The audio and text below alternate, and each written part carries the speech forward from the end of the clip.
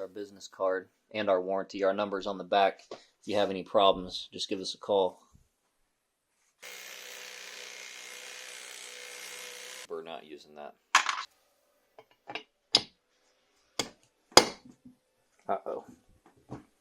Uh-oh. We had to buy the little crack sack bundle here.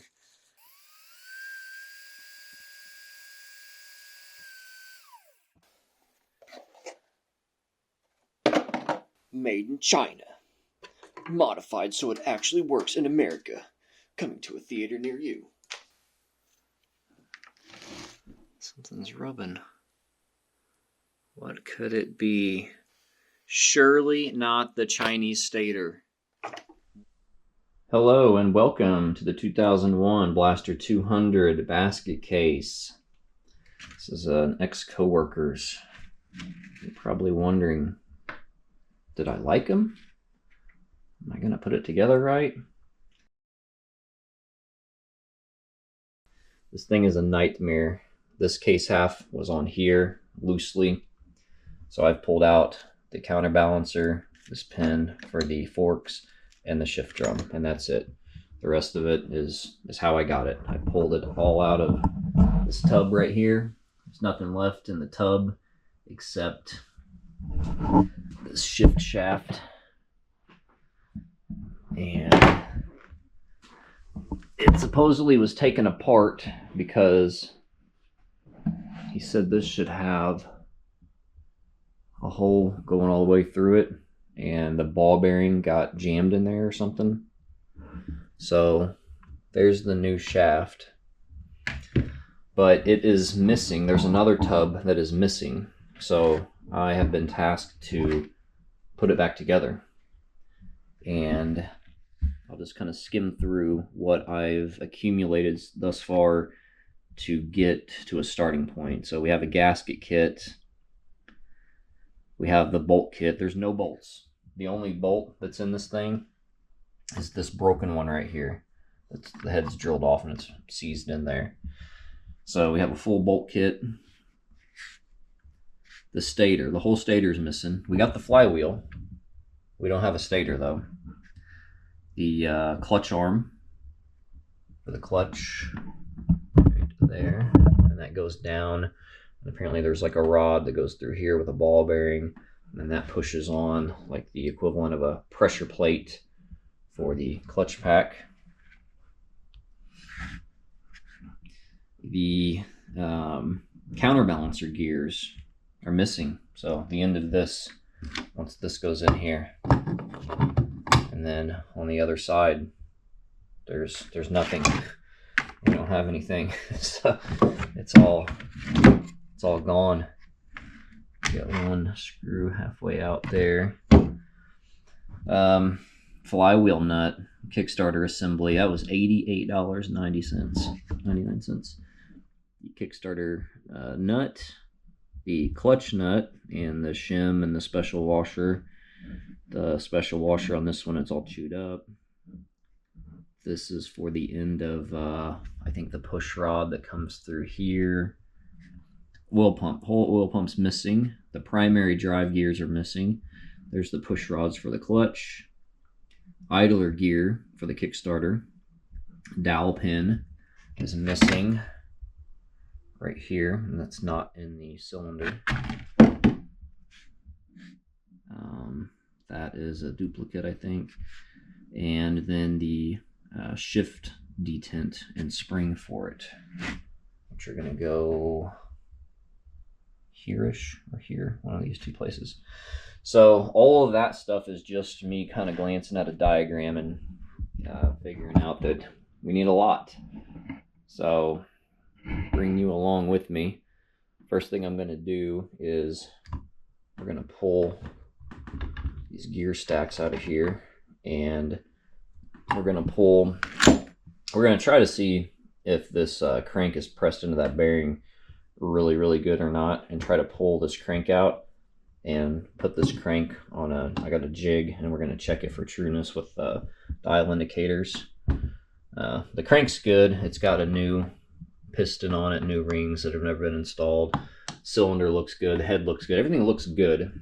So apparently it was running when it was taken apart many years ago. So we basically just need to do some cleaning. We need to acquire parts. We do have the best Chinese bearing and seal kit that money can buy off of eBay. We're going to redo the crank seals, any relevant seals. We're going to check all of the bearings, replace what's needed.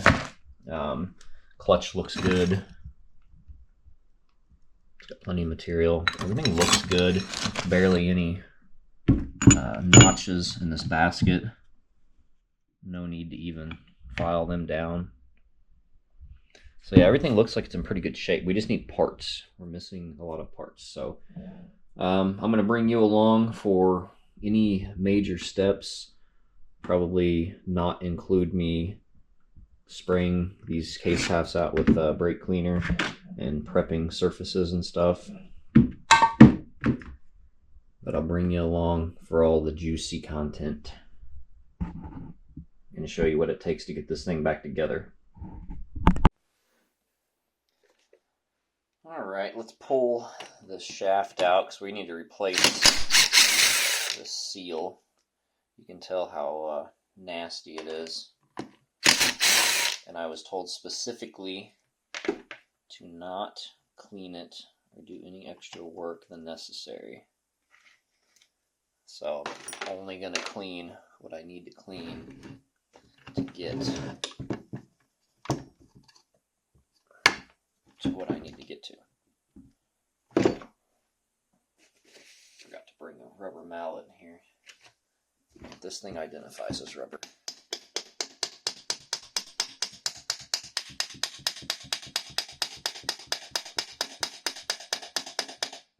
Okay, here's one gear stack.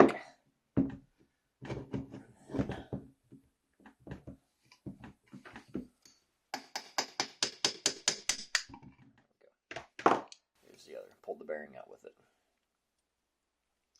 So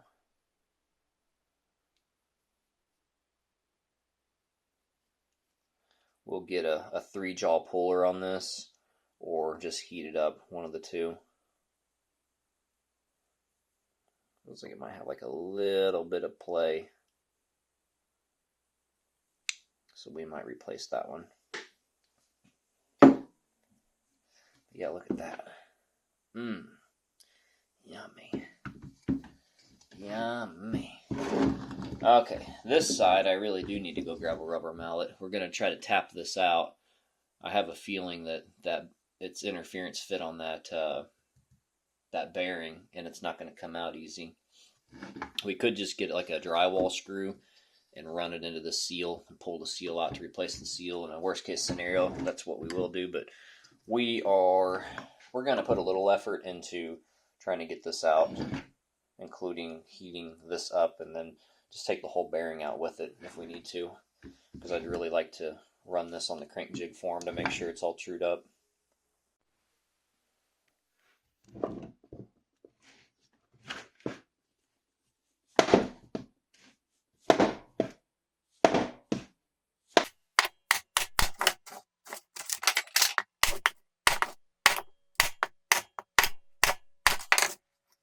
Okay. I would say that's in there pretty good.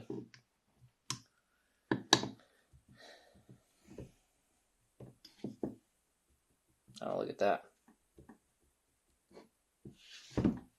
That crank bearing's bad. Let's see this.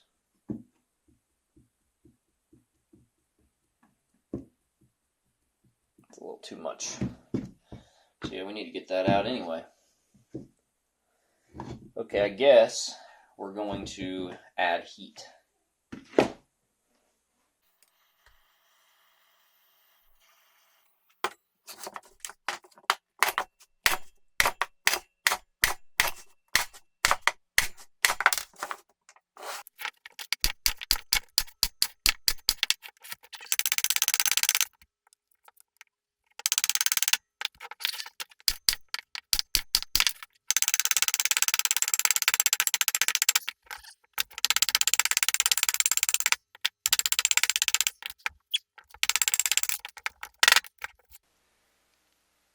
There's our bearing. Koyo, Japanese OEM.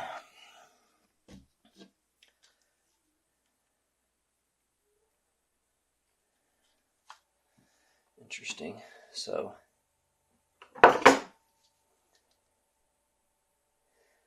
that's green, either because that was the color of the two-stroke oil after it mixed with the gas, or they put retaining compound in there. That's why it was on there so good.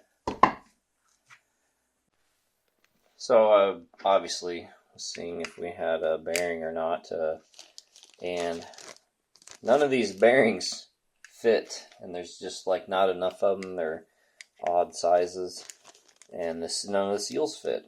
So I looked this part number up here, and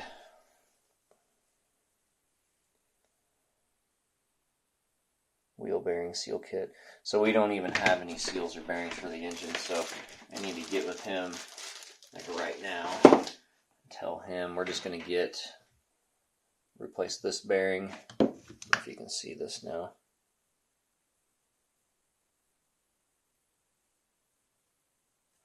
That's got a little play in it, and then that one's got a little play in it. So we're gonna get these two bearings replaced. I'm gonna check all these other ones while I have access to it. I already briefly checked them, and they felt good. So that crank bearing feels good. I don't know what the deal with this bearing is. It says Japan on it. I assume it's stock. I don't know why it's sealed though. Oh, it's not sealed on that side. Okay.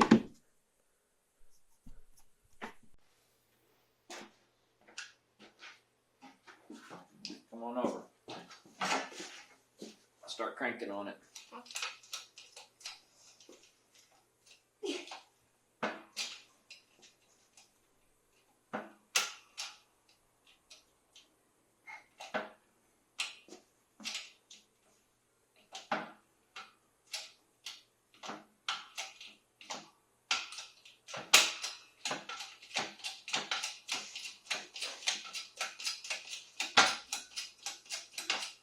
Get it already? Yep. There we go. All right, make it go up. Oh, how do you do that? Twist the knob. Okay. Now let's turn it back the other way and tighten it. Not too tight, just a little bit. And now we know what bearing this is. Now we know it's a Koyo 6304 bearing. Ooh. That we need to order. Alright, Mr. Kool-Aid Lips. What? Are you our crankshaft expert? That's easier to do if there's no piston on there. Did you know that? Huh? Yeah, that thing you're grabbing is a piston. So what we're going to do, don't do that. Why? Why? Because I'm trying to set this, and it's delicate stuff. You're not supposed to jar it like that. We'll set this to 0. And then scoot it this way. 0, 0, 0. And then rotate it. And it looks like maybe 0.5 thousandths on that. Okay. And then nothing on this one. Let me see. I don't know if I can get a shot. Here, let me see. Why? Why? So I can make the video.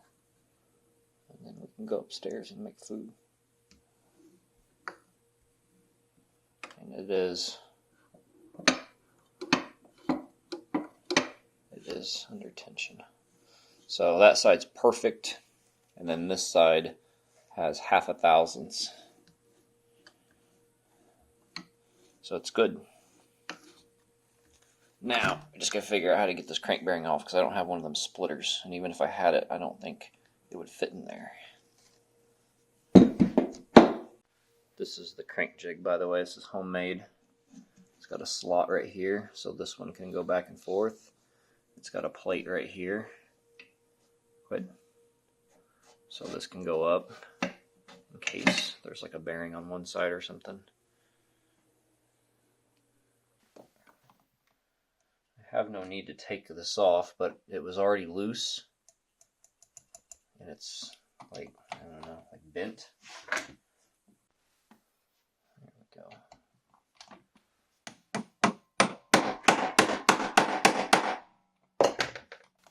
So we'll just take a peek at this plate and put some Loctite on these screws and put them back in.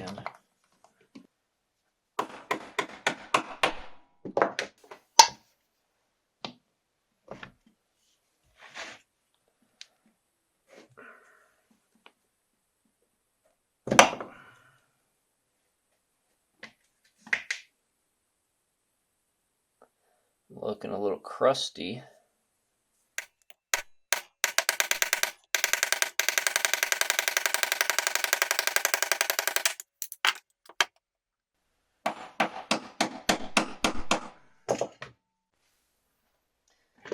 This thing is disgusting. This thing was leaking right here real bad. He told me not to over clean anything, but I'm gonna have to clean it up a little bit. I'm concerned there's like a crack somewhere. Don't have any screwdrivers in here. Nope, don't need one. I can just use that. Little baby seal. And then here's the other crank seal.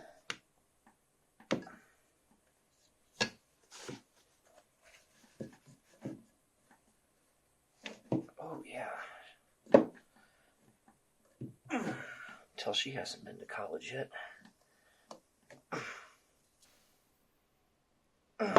Holy crap. I'm gonna have to go grab a socket or something and try to... There we go.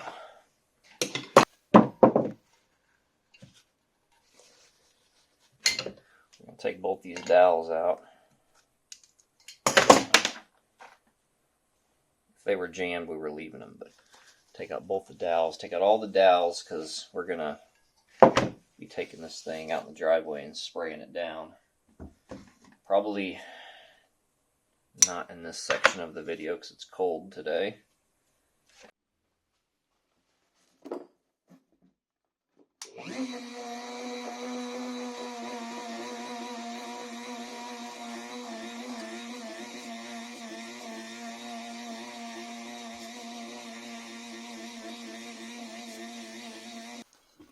Check this out. These are like hard chunks of casting from the Yamaha themselves. How that jammed up in there.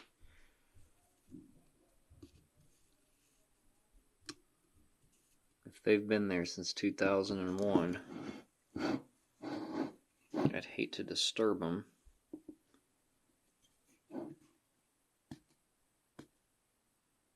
I mean, that's sharp. Like, that's a big ass chunk. Look at that. That's crazy. We might doctor them up real quick.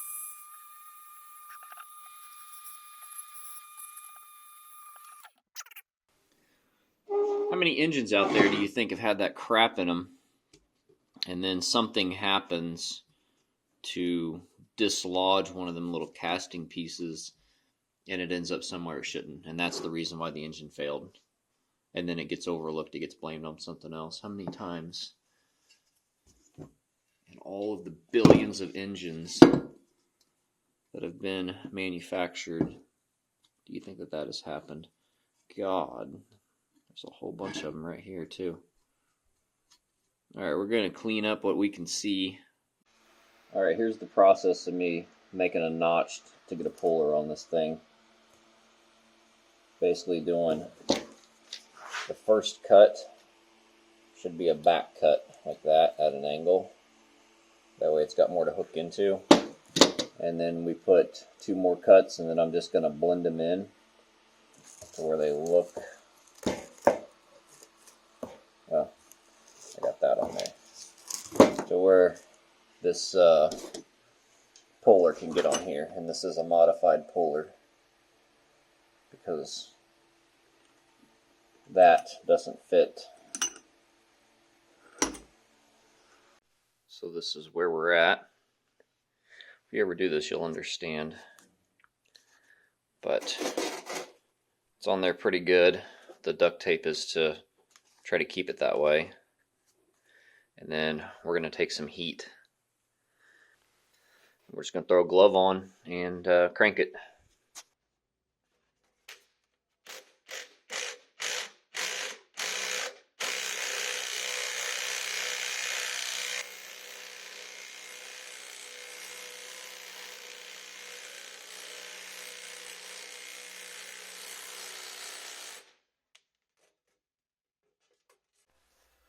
Okay, so here's the my step 2.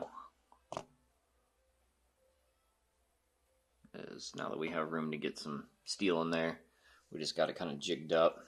This is there to catch it, because it's kind of an awkward way to get my hand up in there and catch it. And I ran out of steel. These are 3/4 of an inch. I ran out of steel, so we just got a 2x4 on there. And then we're gonna press it down. I got the nut on here too.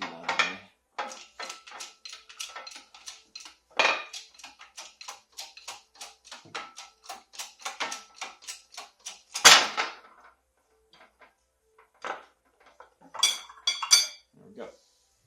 Just like that.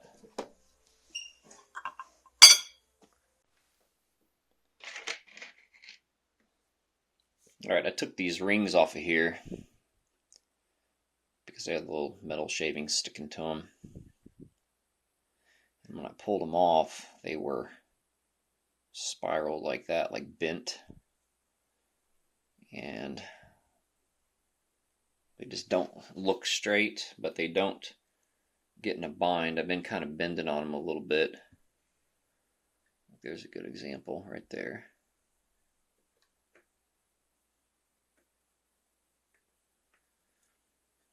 But they don't get in a bind in the the groove of the piston.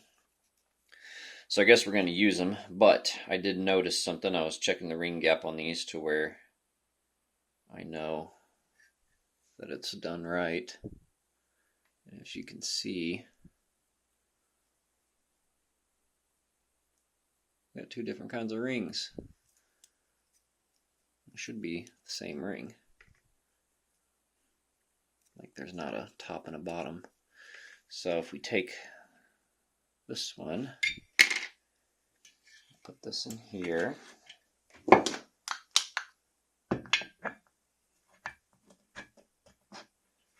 Push that down a little bit, make sure it's even. Check out that ring gap. Yeah, there is no ring gap. So this is 15 10,000ths.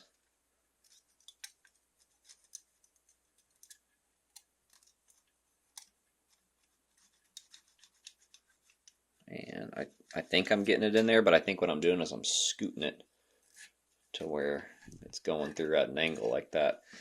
So this ring needs to be grinded down, and using the basic ring gap formula, we got 66 millimeters, convert it to inches. It's going to focus. And then we have the 2.5 whatever. And then you multiply that by 0.004, get this number. So this should be our ring gap, and that's basically 10 thousandths rounded down, 11 thousandths rounded up. So our ring gap should be 10 or 11 thousandths, which is what this other one is. So And this ring is too small for this. It's actually wanting to hit back here. So we're going to do it manually.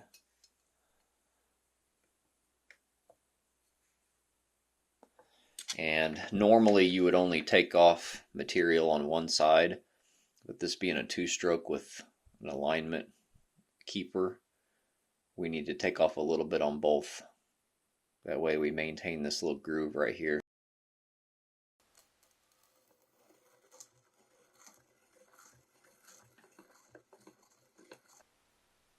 And then it's also important that these are square whenever they touch like that. You don't want them two different angles. Alright, that got scrapped real quick. I mean, this is literally like 2 minutes later in real time, not just YouTube time. I noticed a reflection, and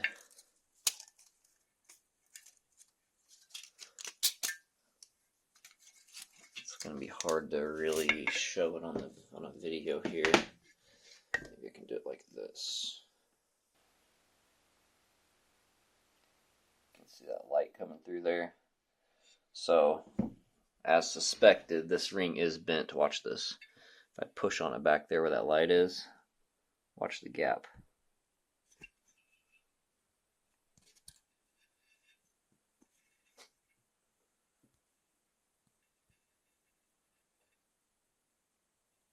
See that?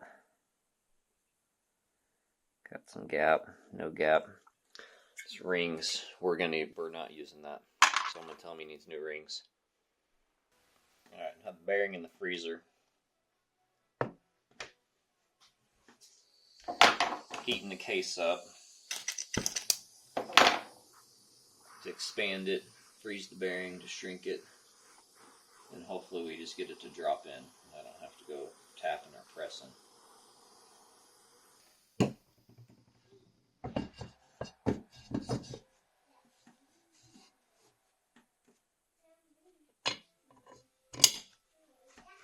Bam, just like that. Alright, while this is still hot, we're going to do this sprocket output shaft bearing. Do this one. Everything's clean, by the way. Cleaned everything off, prepped it. Got most of the surface clean. Just needs a final wipe down. So we'll get these bearings in.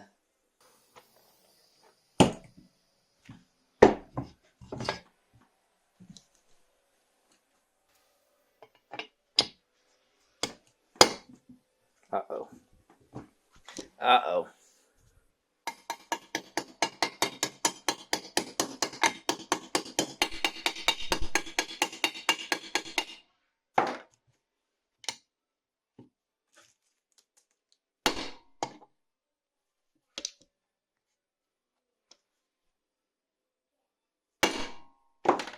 Alright, I think it went in. Yep, it's in.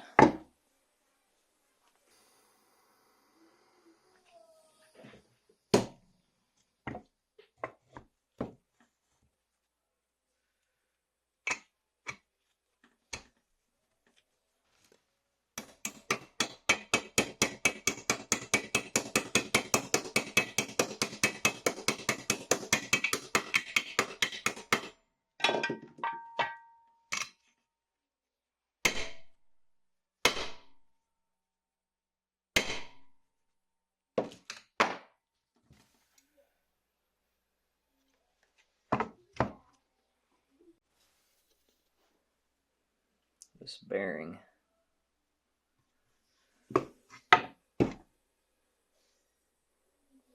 looks like it's coming out.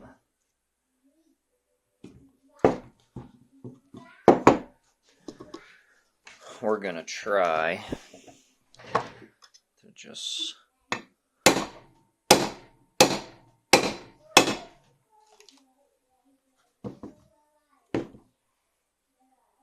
there we go. The next thing we're going to do I've put oil in here, just some, this is like T6 15W40. And we're going to heat this inner race up until the oil starts smoking. So we're just going to heat around here until it starts smoking. We got the crankshaft in the freezer, and then when it starts smoking, we're going to drop that crankshaft in there.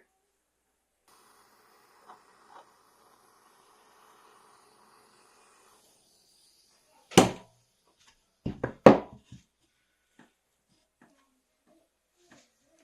you can put this in the wrong way, so don't do that. There we go. All the way down, solid. I had checked this off camera, but I was still a little bit in here, so we're at 20 thousandths on the side play. Tight 20.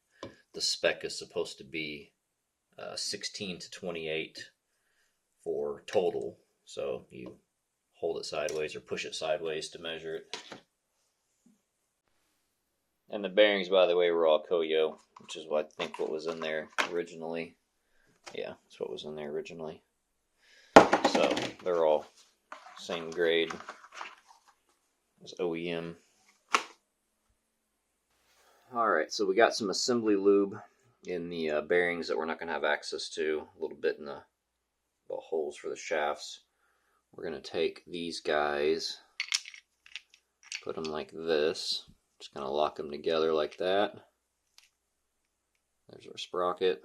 There's no seals in this thing yet on purpose, so I don't have to be super careful. If you already put your seal in, what you might want to do is find you like a wrapper. Put a wrapper around this, give this thing a little condom. That way it doesn't rip that seal out. Lube it up. So lock these together. Just set these in here as a pair. Make sure that sprocket shaft's cleaned off good. It can have a bunch of crud on it and not want to go in very good. And then swing you around here. Here's my little cheater marks. We're going to do the shift forks next. So 3 is on top, 1's on the bottom, 2 is on this side. So these all got numbers on them. 1. So we get down in here, find that little notch where it fits. Find the notch where it fits, and all these are going to be pointing towards this hole. That's where the shift drum is going to go. And then find that notch where it fits. And then we got the shift drum. Let me set this guy in here. Maybe push these out of the way. Set him in here, and then just spin that to wherever these want to line up easy. Might have to move some of this stuff just a little bit.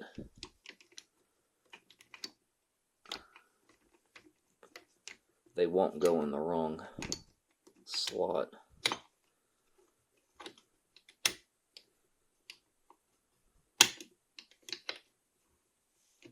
Alright, so that looks pretty close. So then we're going to take the short rod. It's got a little assembly lube on it.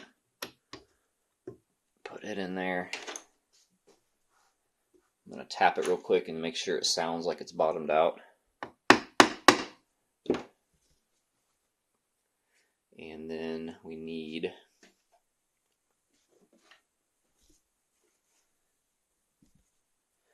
this rod too. It's already got assembly lube on it. Snap ring on this one, pointing up. This one I'm going to have to wiggle a little bit more. Oh, no, it went in. And that one just felt good going in. So then we're going to make sure that all this stuff turns. Might need another hand here to do it. And then we're going to try to kick this thing. This is what makes it shift. We're going to rotate this with one hand and make sure this wants to click. I mean, it should click 6 times. So then make sure everything's still spinning good before we go on to putting sealant on here and putting the other case half on. Alright, here's what we're sealing it with. It's the equivalent of Yamaha Bond. I think the actual equivalent is like 12, 15 or something. This stuff's a little bit more liquidy. seal's all the same. It's gas resistant, which is what you got to use, or it'll soften it and leak.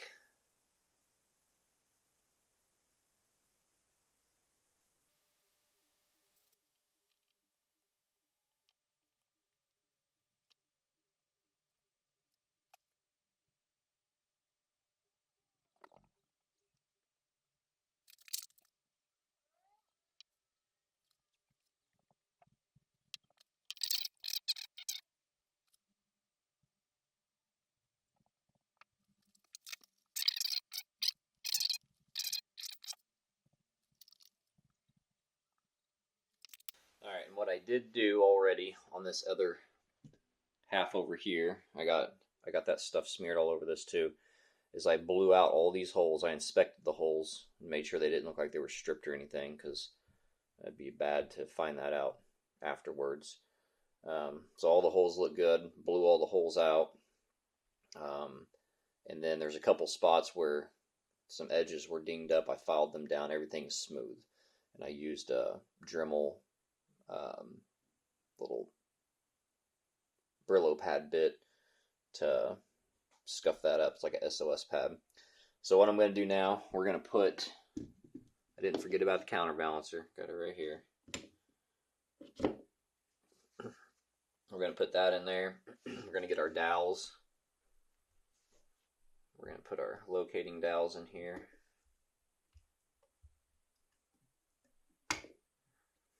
And then what I'm going to do is I am going to heat this bearing up on the inside. I don't need to heat it up as much. It's not quite as much of an interference fit as the other one, but I want it to go on there really easy. So I'm going to heat that up real quick. And that is one reason why I did not put the seals in first. I do not have like a crank puller tool.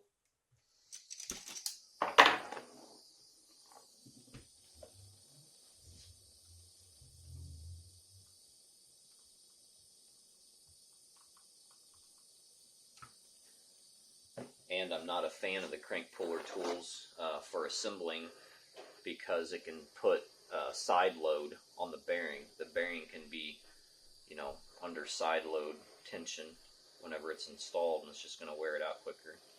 You want the bearing to be basically resting on there.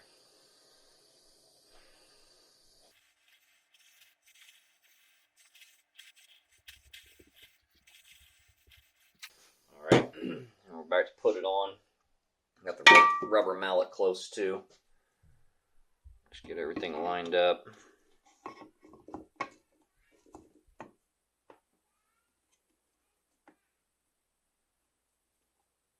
I'm going to have to rotate the shift shaft, which I don't think I can do unless I pull this back off.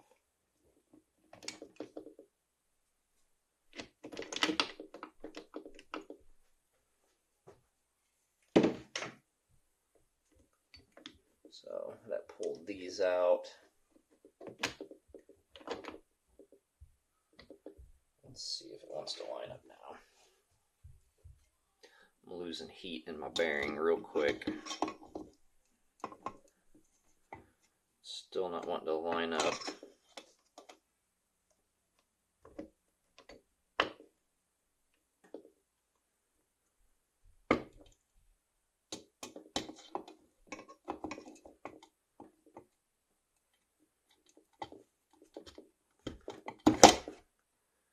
It'll line up now.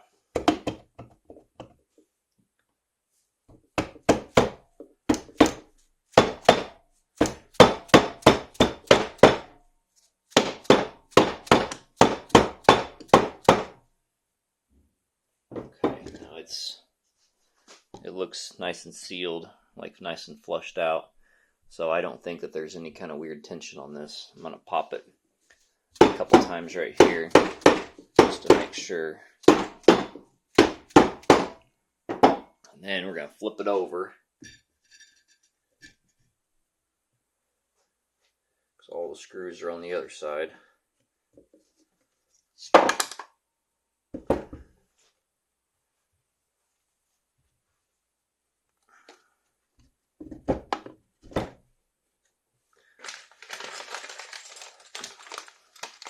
So we got a kit here, and these are all stainless steel. So we're going to use some anti-seizure paste, just a little bit. I'm not sure which ones go where, so we're just going to kind of hunt and peck until we find some.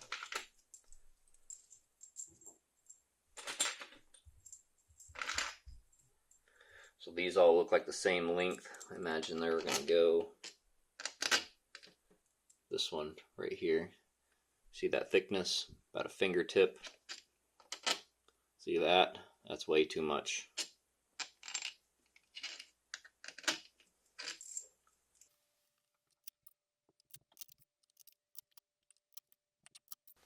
And all we have left is, there's a washer on each one of these two, by the way. All we have left is these real two long ones, which I'm pretty sure are going to go right here and mount the stator.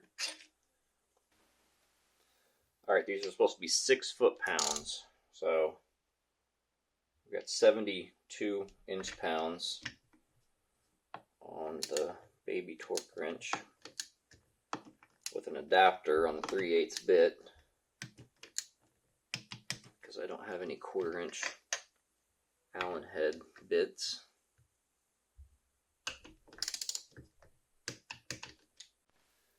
Okay, this is what I was talking about like, you know, looking for even gaps. That's only like 3 threads worth. And if we put something down in this hole, mark it,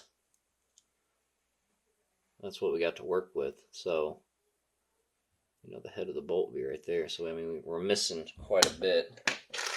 So I'm thinking we're going to take a bolt out of one of these other packs here.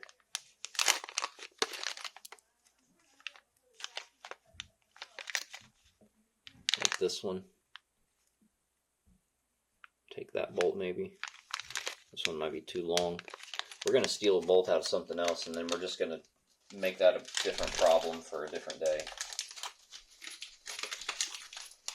Let's put this one in here and look at it. See, that's too long.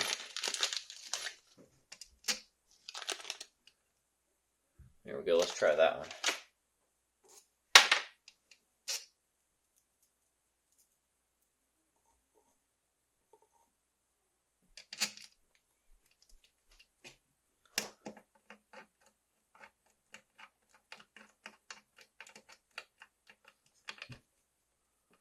Okay. Yeah, we're going to use that one.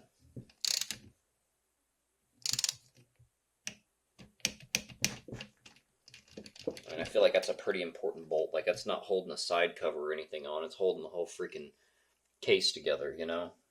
So we'll use that little one somewhere else where it's less important, or we'll just get a different bolt if we got to. This is the kit that was like 15 bucks. It came with all these bolts, and okay, it came with all this stuff for like 15 bucks, right? So, I mean, that's a pretty good bang for your buck, right? So, I mean, it's to be expected something would be wrong with that. Okay, earlier when I said, you know, spin some stuff, make sure it doesn't feel like it's in a bind, I couldn't actually spin this like all the way. It was getting in a bind, even tipping it up and whatnot. But now, and I just kind of put it together to, you know, trust the process basically and put it together. But now what we can do is we're all the way counterclockwise.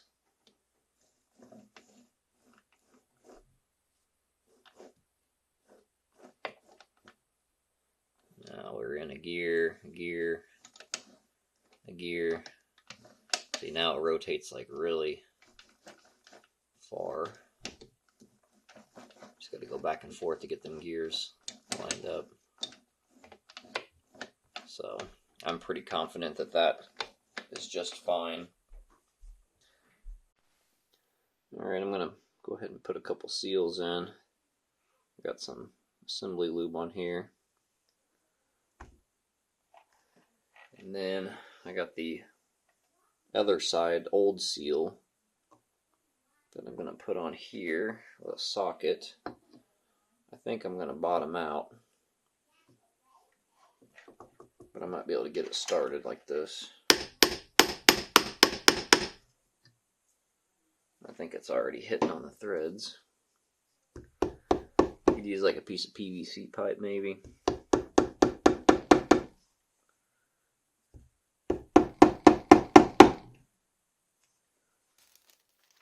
I'm going to take a little baggie right here.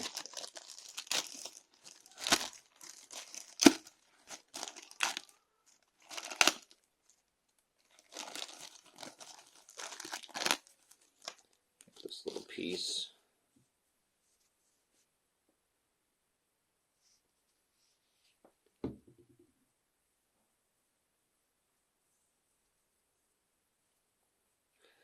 Give it a little condom. You always want to be safe when you're dealing with a blaster. So anyways, I started blasting.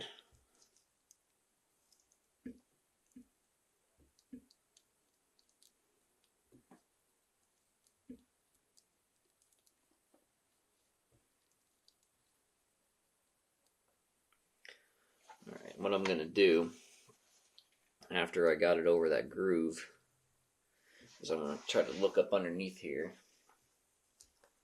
Try to pull this bag off.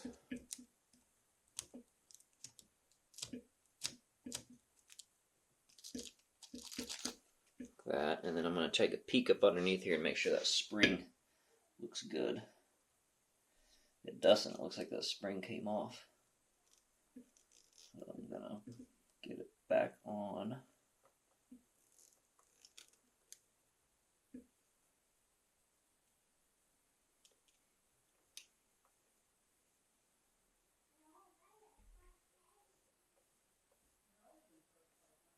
Okay, so the spring's on there now. Very important when doing it like this.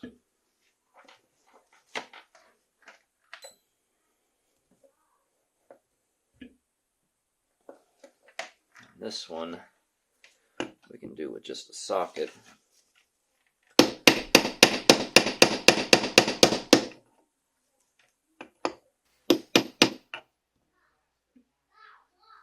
Okay, looking good.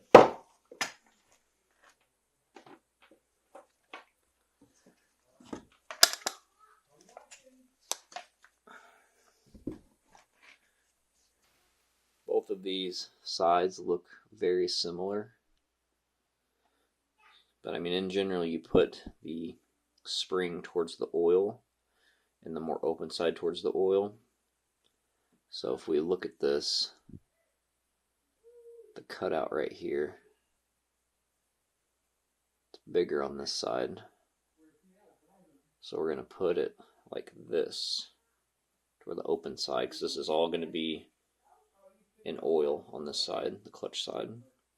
And the only oil that it needs to keep from coming out on this side is just the small amount that's inside of the bottom end.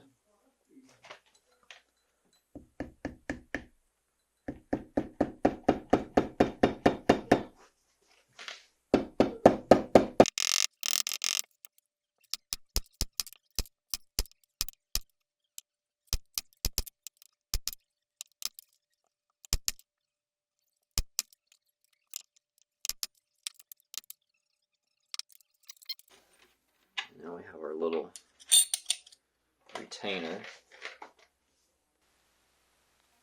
Put us a dot of Chinese Loctite on there. Red, of course, so basically blue.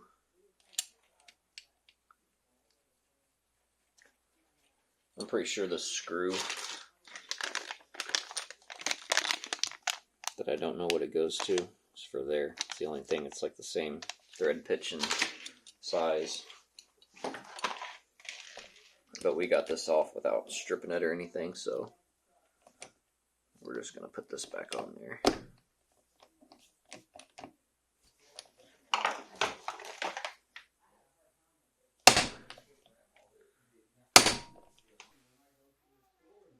Alright, test fit the seal for this clutch arm. Make sure we got the right one.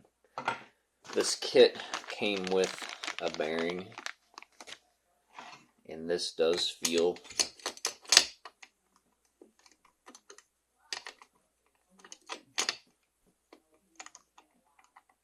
like it's got a little bit of slop in it, and you think it's bad, but when you put the new bearing on there, it's the same amount.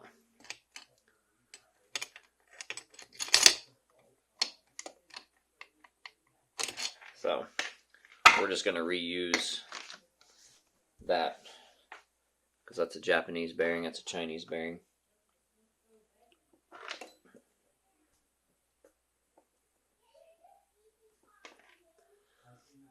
That one just went in by finger, so that's fine.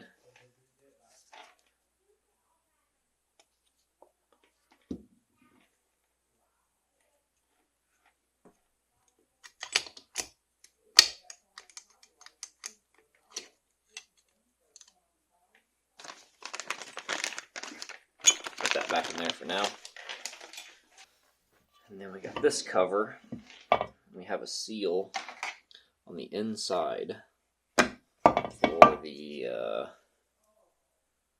for the oil pump.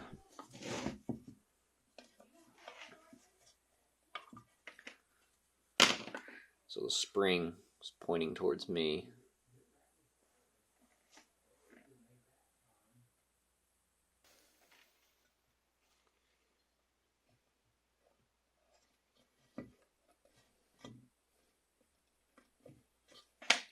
Use the old seal to tap the new seal in.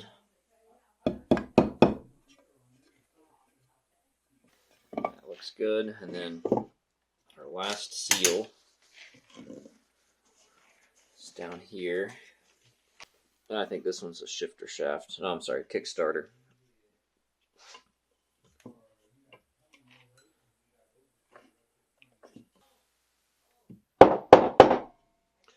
Not all those seals have like a stopper, so you can actually drive them in too far, like on the crank. So be mindful of that when you're just beating it senseless.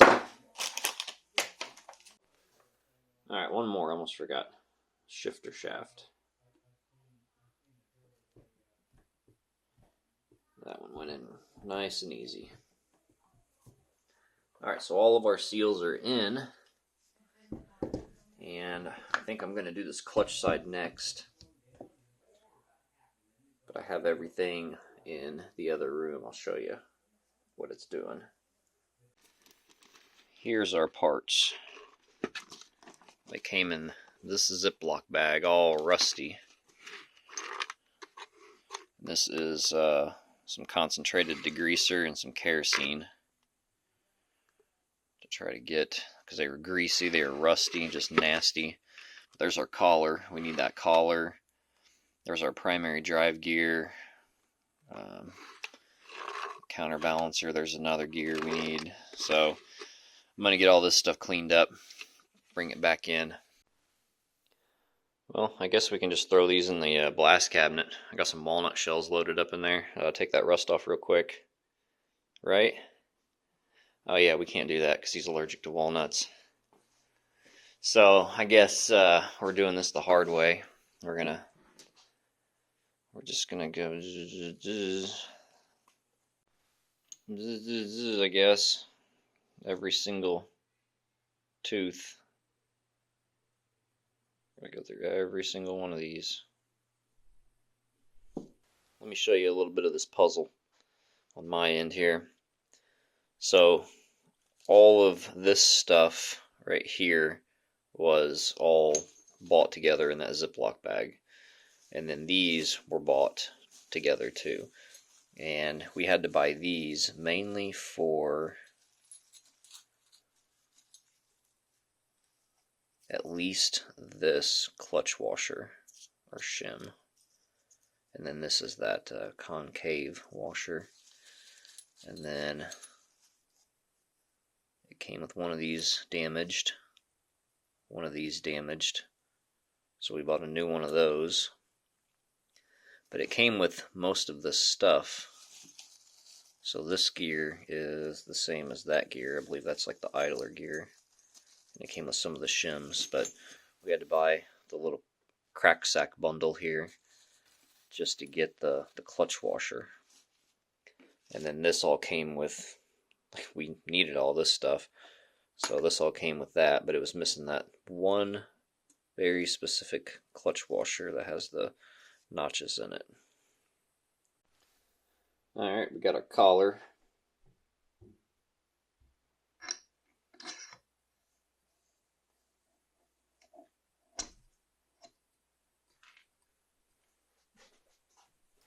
Alright, I'll let you watch me struggle to get this thing on here. We got our shift detent and spring. Almost got it. I'll let it loose for a minute. And I'm going to try to pry this up underneath that, like that. So let me show you how I got this right now. The spring is set. Kind of wedged that in there and twisted this to where that's in there. And now all I have to do is pull this over.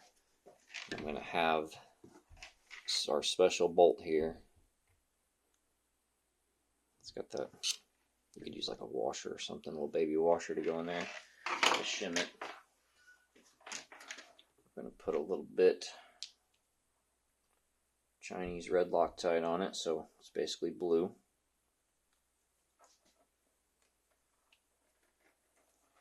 Because once this lines up, we're going to put that bolt in there and then we're not doing it again. So and it just fell over, which is fine.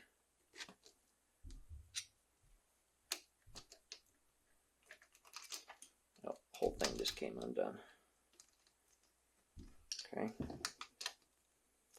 So we go again, same thing, we're going to clock this back. Get that in that little notch. Twist this.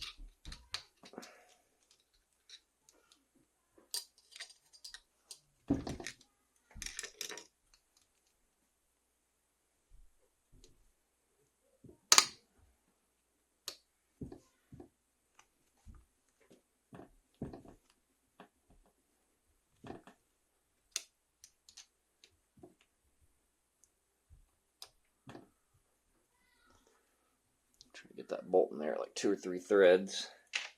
Alright, so here's how it's sitting right now. This is up and over. That's not in there yet. We're going to run this down just a little bit. Let me grab.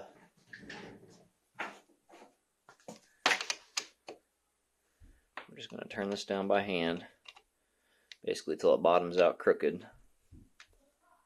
Now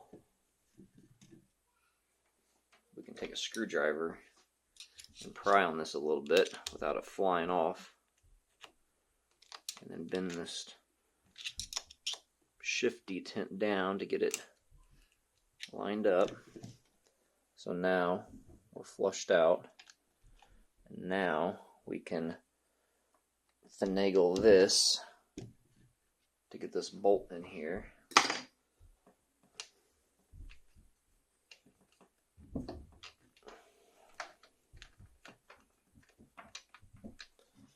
Like that.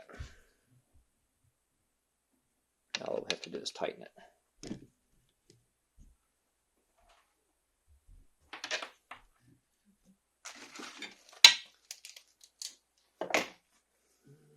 And this is still set to like 6 foot-pounds, so we're gonna go.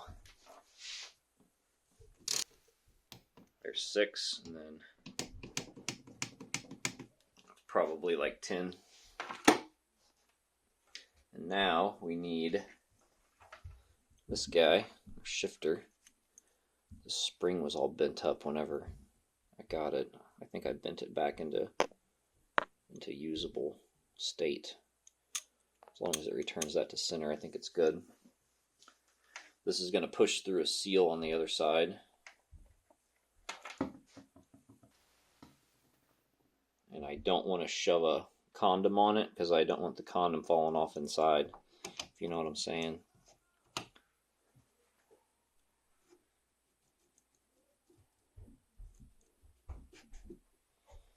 Alright, so I need to move this a little bit.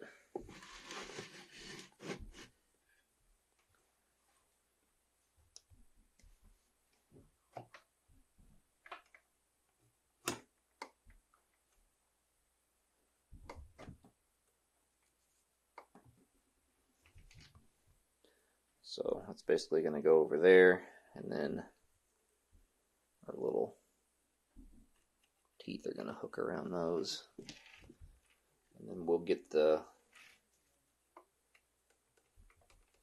shifter on here and check this real quick. Make sure it feels right. Alright, so I think that's first gear.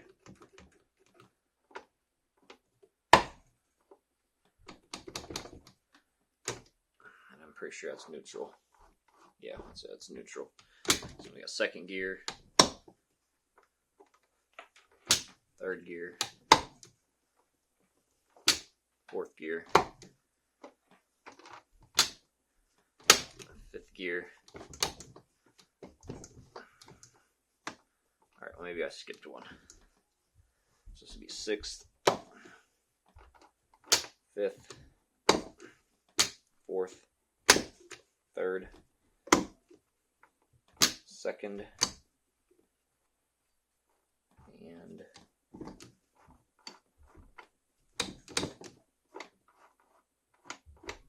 it's not wanting to go into first. There's neutral.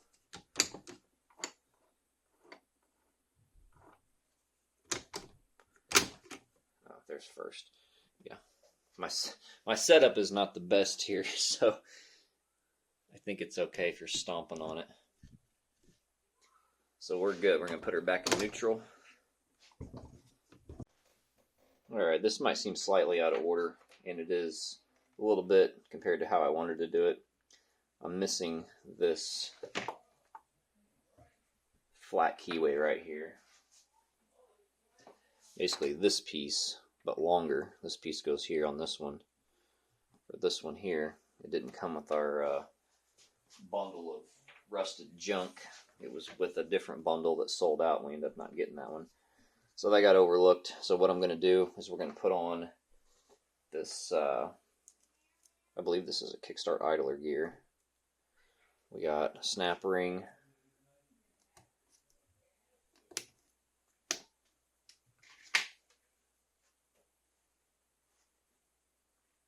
and a washer,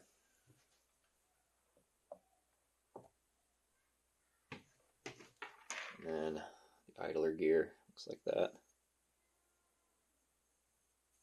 It's going to go on like this.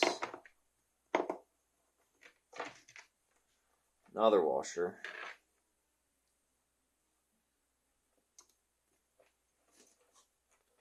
And then another snap ring.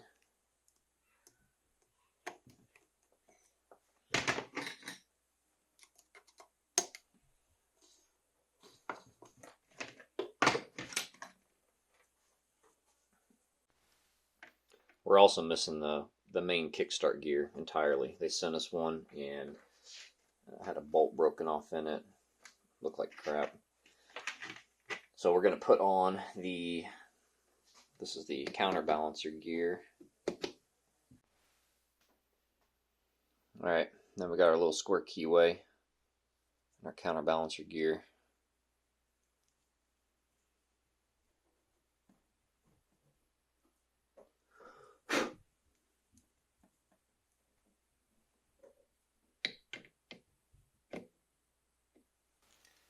Then we got our new washer.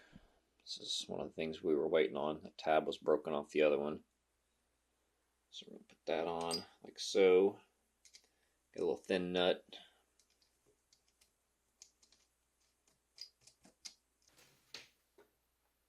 Now we have our bigger square keyway. Crankshaft.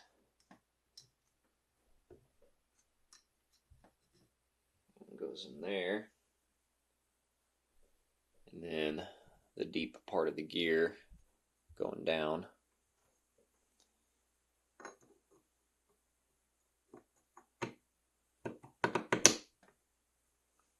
And this is the part where you gotta line up two dots.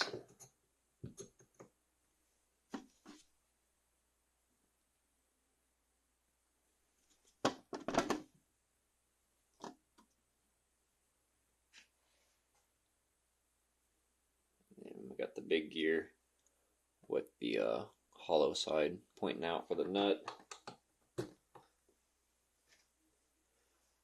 Then flange nut.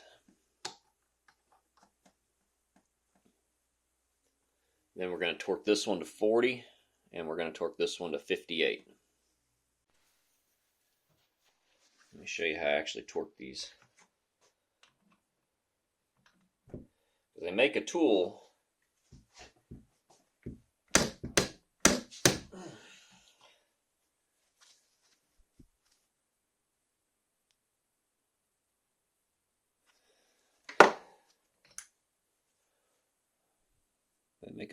that looks like that, but it's fancy. It's got some pretty colors on it, you know. So there we go. Yeah, just saved you $29.99. All right, now we need to bend this tab over. Just fold it over to the flat spot of the nut.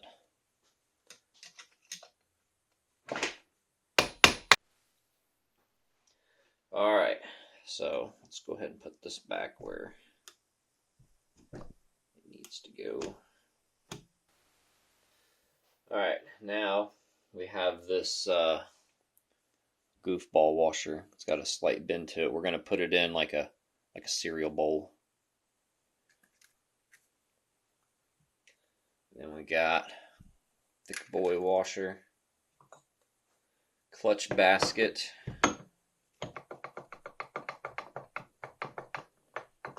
this will need to mesh like that. Special washer,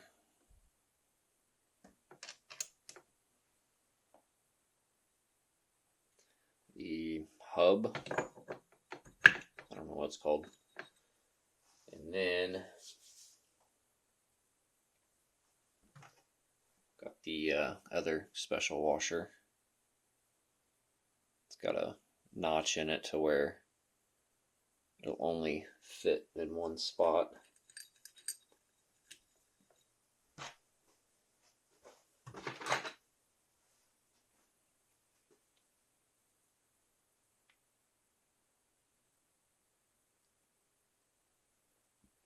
I'm going to put a little Chinese Loctite on it.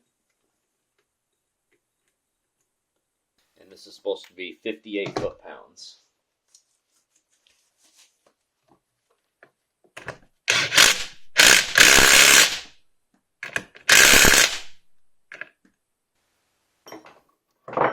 So this does need a special tool to kind of like hold these without messing stuff up. I don't have that tool.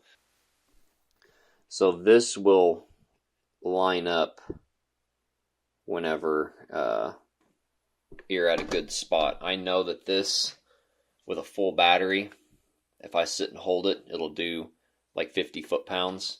So I believe that's going to be in the right spot.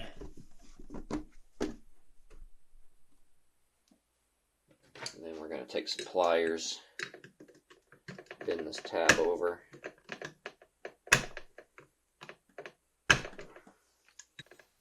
Make sure you blow out all the little metal shavings and stuff.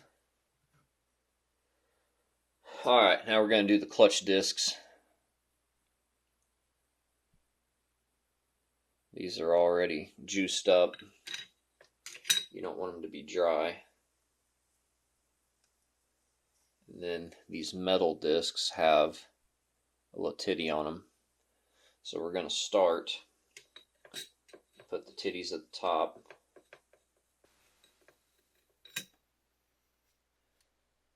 And then we're going to skip. We don't want all the titties in the same place. So we're going to, and there's not enough to like do like each tooth.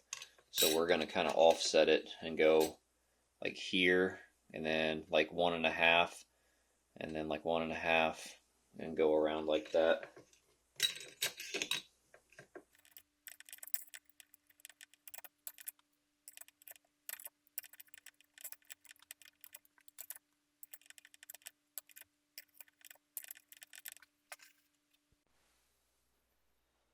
Alright, here was one kit.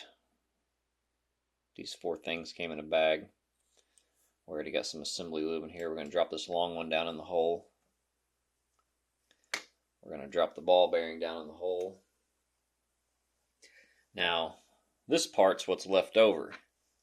This was not included. Had to order that. This was not included. Had to make that.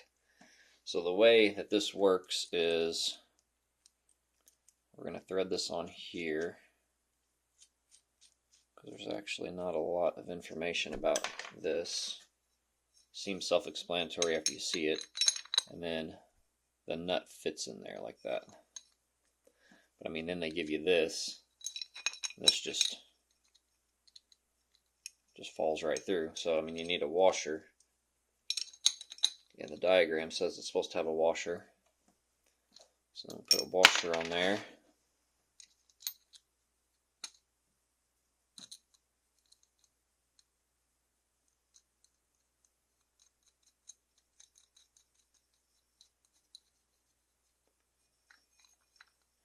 And then we're going to test fit this real quick. This does have a dot right here. So we got a dot there and a dot here. We need to line those up. And I got the clutch arm in here.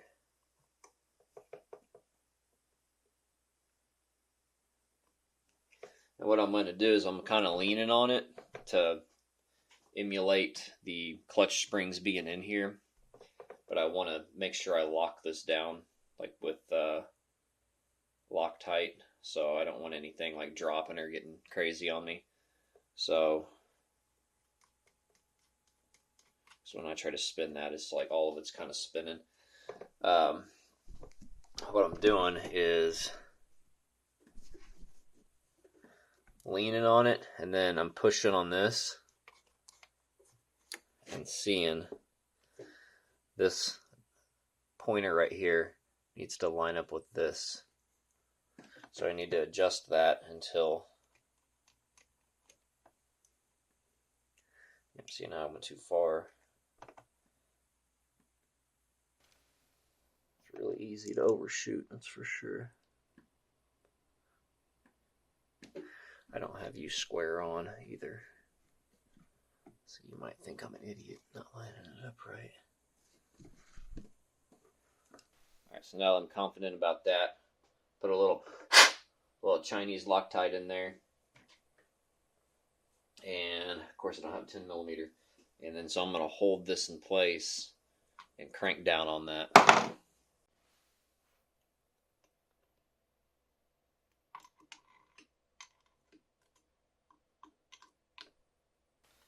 Then we'll double check it one more time. Okay, seems good. So we'll give it the last little oomph on there.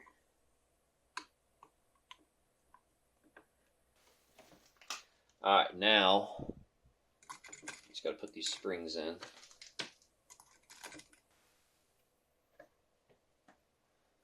Okay, we're going to give them a little bit of Chinese Loctite. Just be safe. These things only torque to like 5 foot-pounds or something.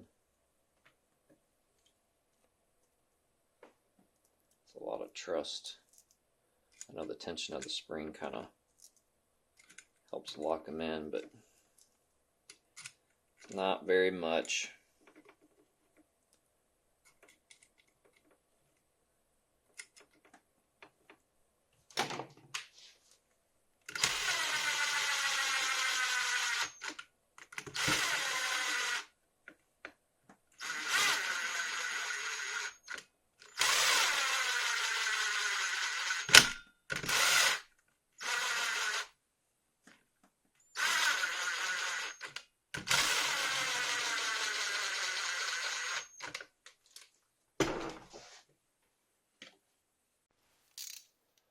.3 foot-pounds. We're doing 5.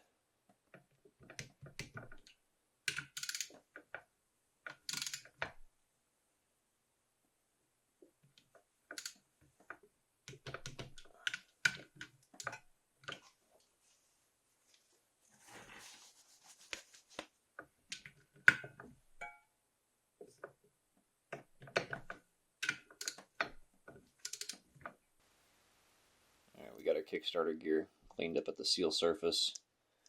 A little assembly lube in here. We need to make sure that this piece goes right there.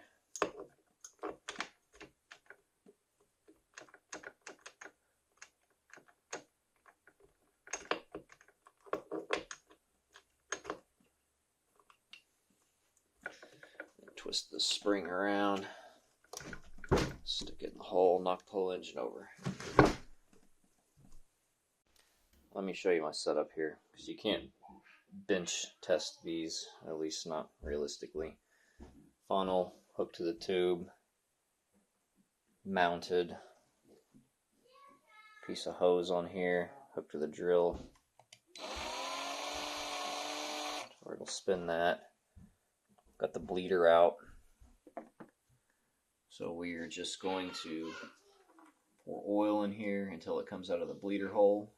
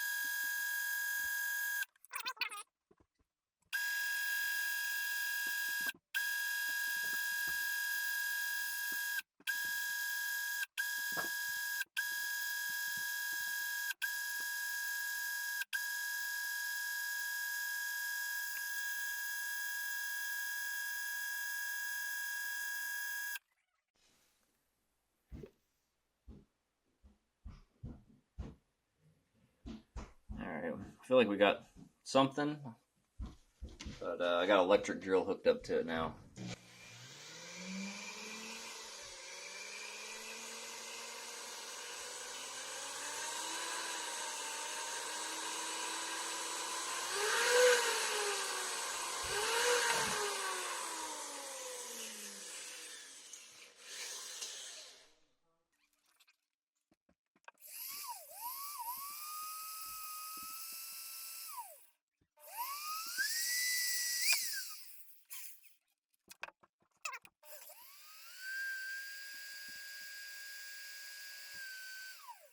Okay, I think we cleared the blockage.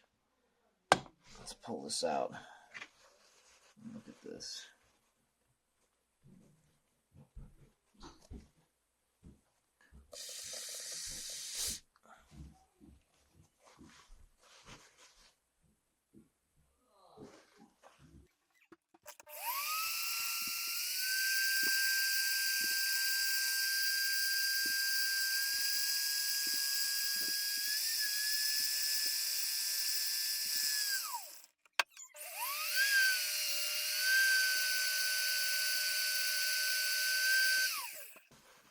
Let's see if it's nasty again.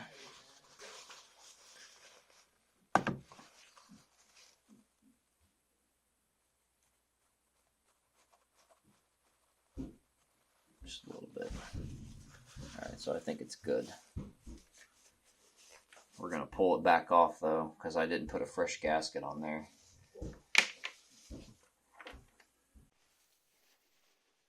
Alright, we rotated the engine over.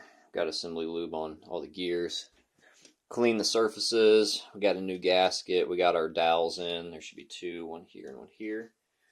And now we're going to go ahead and put this cover on. I would not recommend testing the Kickstarter until the cover's on.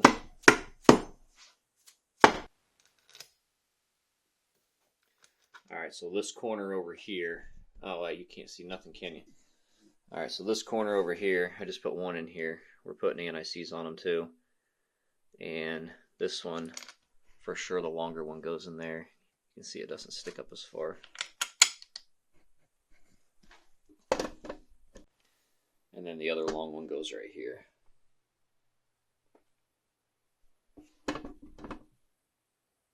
And then all these going to get torqued to 7 foot-pounds or whatever. All right, we ran him down with the impact. Haven't torqued him yet. We're just going to make sure this is working.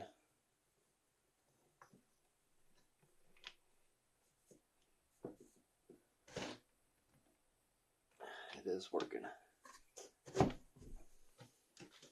Also, too, don't get crazy with this plastic gear on the back of this thing. Whenever you're tapping this cover on, you want to make sure it feels like it's meshing. Alright, I put all these at 90 inch-pounds. It's like 8 point something, I think. Okay, here's the new nut, because before the first Kickstarter gear we ordered, it didn't come with a nut, and we already had this ordered because that's just the pieces we were ordering as a combo. Well, it came in this bag. Let's see, it says Blaster 200 right there, and it's got a little Chinese on it. Well, it came with this washer, but if you put this washer on here, for one, it does that. For two, whenever you go to, you're gonna focus. This phone is made in China too, by the way. It's a Xiaomi. Whenever you go to open that up, it collides. So I don't think that's the right washer. I think it's supposed to have a washer.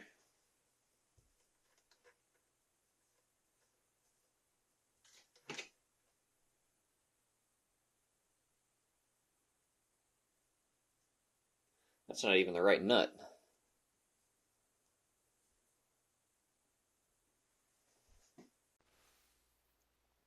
There's the nut that came off of it. There's the nut in the bag. That's totally wrong threads. That's the wrong. We got China. We had like double China on that one alone. I don't think it needs a washer with that big flange on there. So I'll tell him to send this back. Probably paid $10 for that.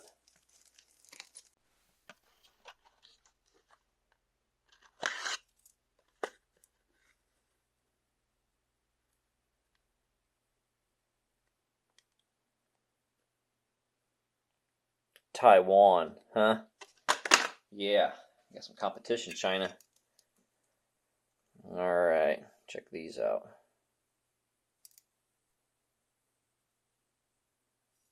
Alright, they sit flat.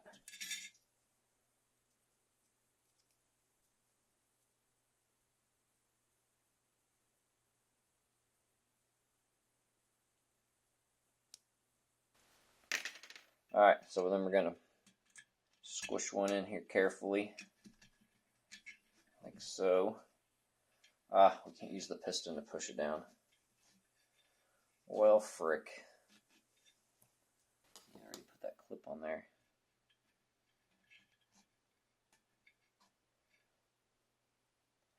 Alright, here's what we're going to do. We're going to take our thumb, and then we're going to just make sure that that ring is down the same distance all the way around. And then we're going to do like 11. 10 or 11. Alright, so 10 fits, 11 doesn't. Well, yeah, I'm sorry, 11 does fit. I think I've skewed it a little bit now. Alright, so that one's good. We're going to call that one good. We'll double check this one. Alright, we're going to put these on without messing them all up now. So here's what we're going to do. Is I'm going to start on the second groove like this.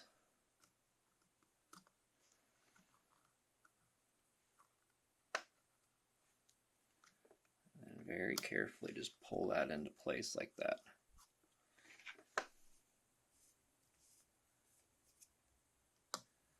And this one will be even easier. I'm on the notch.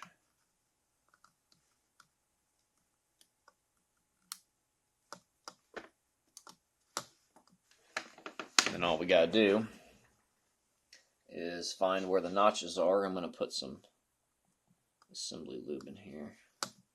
I'll purposely twist them all around.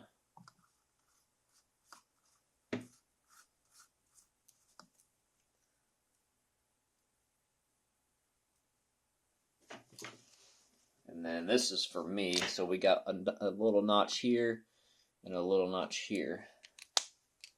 That'll make my job easier here in a minute whenever I'm double checking those. Alright, you see this? We need to get rid of this.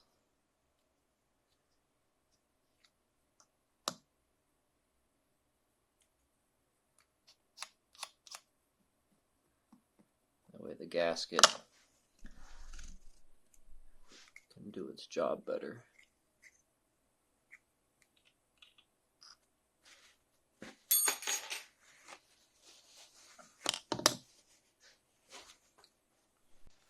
Okay, so this cylinder allegedly hasn't been used. See, it's got a little bit of rust in it. I can't feel it, but it's got the good crosshatch in it. But a lot of times, these aren't cleaned straight from the factory. That's just a normal thing. They don't clean them for you after they bore them and hone them. All those little metal shavings, they get the big stuff off, but all those little metal shavings are still in there. So this is just like some 10W30. 10W40 something something, it's just motor oil. And I mean, this one might look dirty because it is actually dirty, but see that black? I don't know if you can see all the shiny too, the sparkles.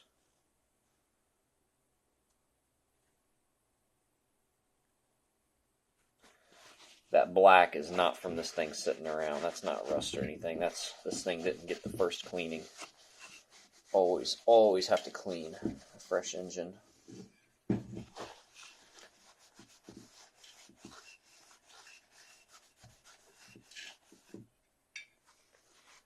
give her the old backseat prom surprise and get all that stuff out of there. Basically just keep burning through paper towels. You can use like motor oil, WD-40. The first one you could use some like Dawn dish soap if it's like real bad. Yeah, look at that.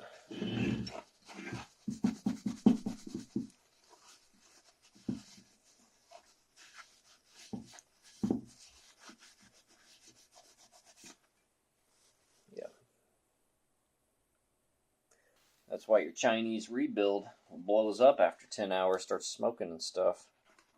It's not China's fault. Yeah, look how much we got off that already. We're going to go ahead and pull these reeds before I mount this. That way if anything falls in.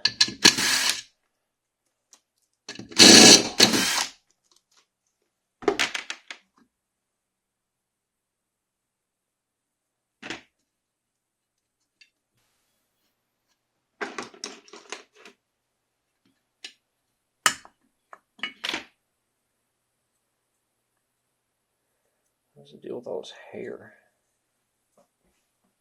Hair on everything. We're going to take a look at this one right here.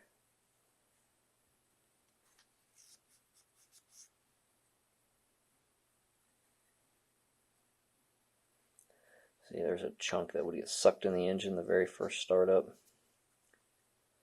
We're going to clean all that off. We got a new gasket. But what you're looking for is, over time, these things get stretched, and then they can be opened up like that just a little bit. You don't want that.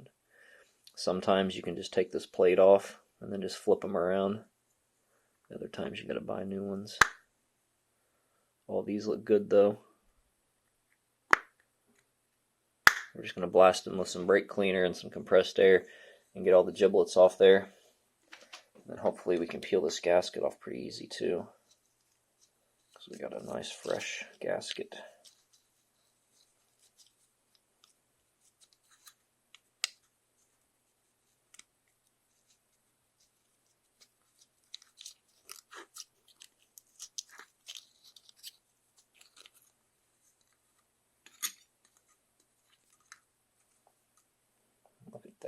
Couldn't ask for anything better than that. Alright, we got our surfaces cleaned. Got our rings kind of lined up. Got our dowels in, new gasket in. Assembly lube in the cylinder.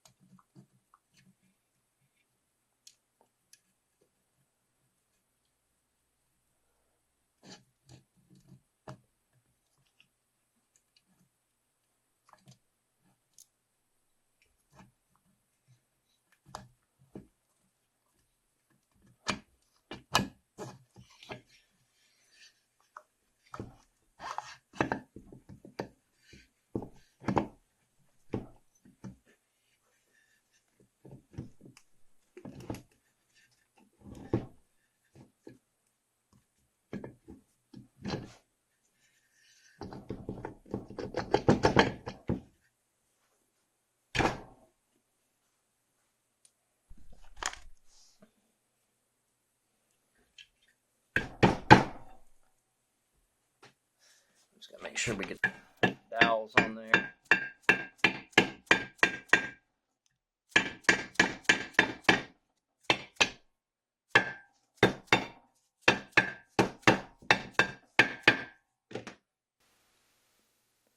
Alright, it's kind of settled on the dowels now. I'm going to just try to hold it down a little bit and try to turn the engine over, make sure it doesn't scratch or make any kind of crazy noises. There's the piston.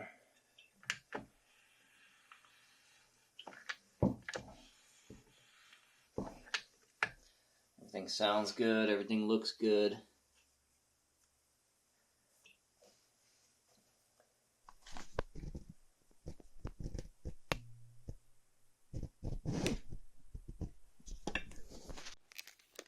So our kit came with 6 nuts. 1, 2, 3, 6. But it did not come with the cylinder nuts to mount the cylinder down. Got 4 of them.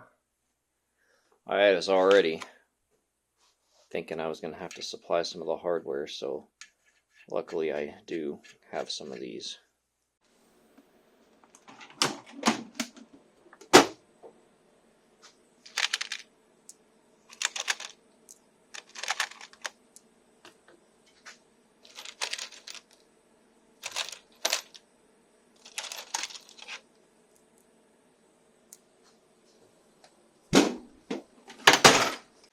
Show you something I noticed, so we're going to check real quick. You can see where the studs bottomed out. Studs bottomed out. Alright, so no threads showing. Half a thread showing, no thread showing. 2 threads showing. So we're going to butt these up, lock these 2 nuts together, and then we're going to see if that's loose or not on all those. Alright, these kind of nuts don't like to lock together very well.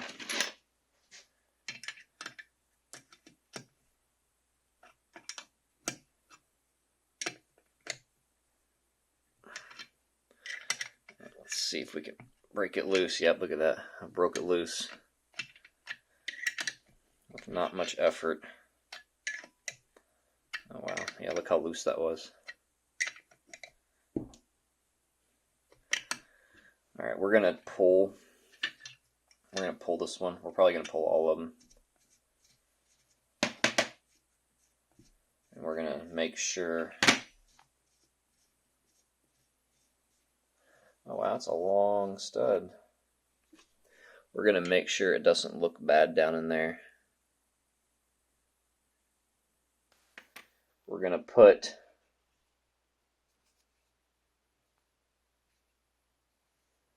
it's made in America. I just peeled that label off. We're going to put some proper red Loctite on here.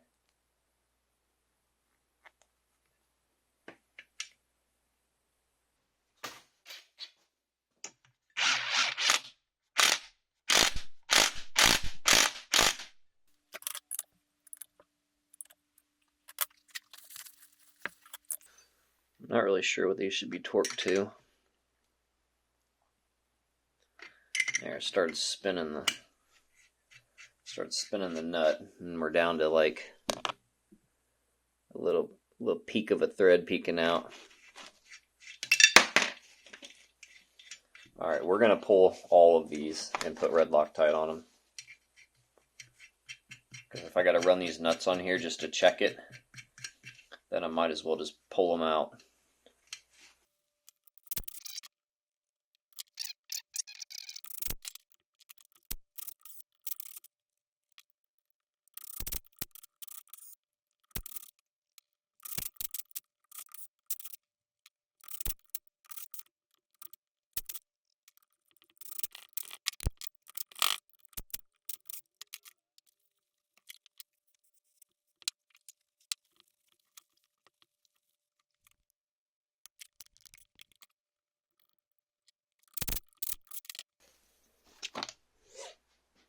Alright, so now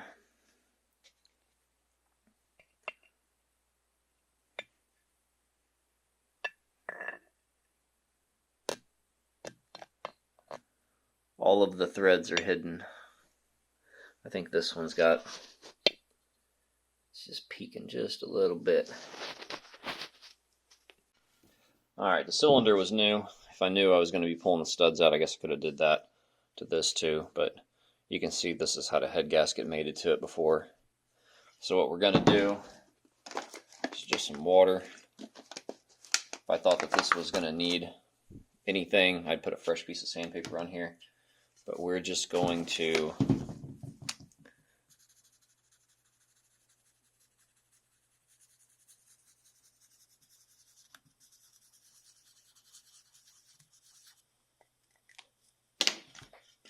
lap this real quick.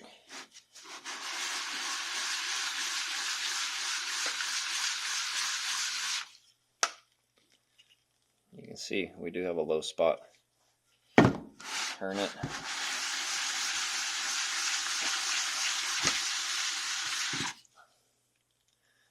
Could have been the way I was holding it, because that all looks pretty good.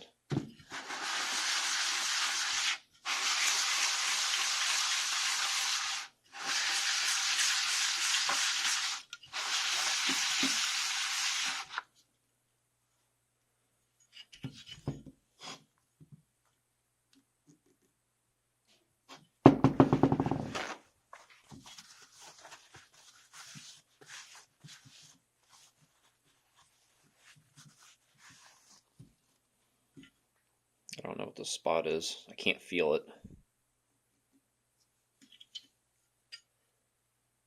But yeah, that looks good. We're going to send that. This gasket has some crap on it that I can't get off. I don't want to hit it with like a wire wheel and scratch it or anything.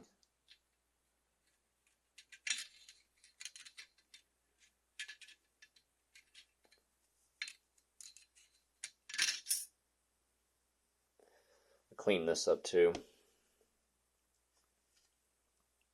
Cleaned up all the holes where the washers would go. Cleaned up that spark plug hole. We don't have a spark plug for it, so we're just going to be shoving a towel or something in there. And then go like this. Yep, it only goes one way. It's got a little bit of, you ever question if you should get that perfectly centered or not? I don't think we're going to worry about that. So we have a washer and a nut for each one.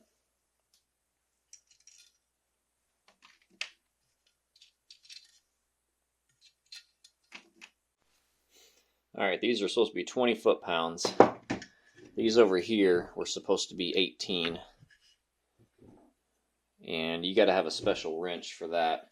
If you're that concerned about that, what I would recommend is basically put this at like 17 and then get your little wrench and put a wrench on there and see what it takes to make it move. And then remember how much force that was and then do the same thing down there. That's my recommendation on that. So these are 20. We're going to set these to 20, and we're going to do a crisscross pattern on them and just kind of get them tight. If it clicks, but we're just going to get them snug for now. 20 is not that much. We're going to go around a couple times.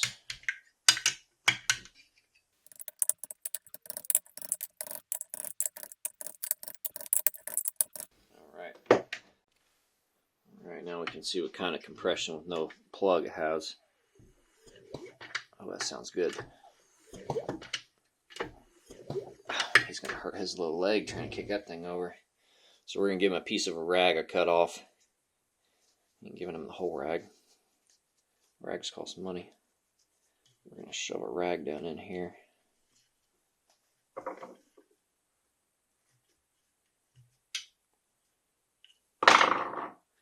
And now we're going to put the stator on.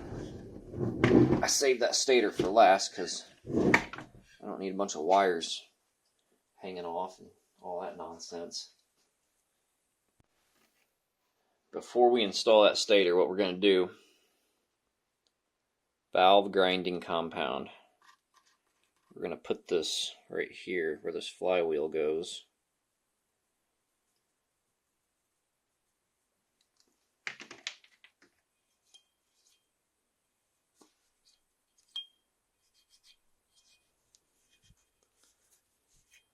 Give her the old back seat after prom routine.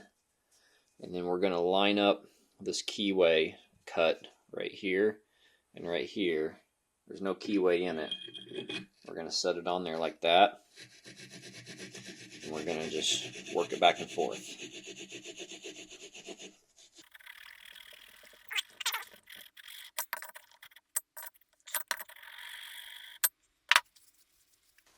We're going to clean it off, and what we're looking for is that dullness.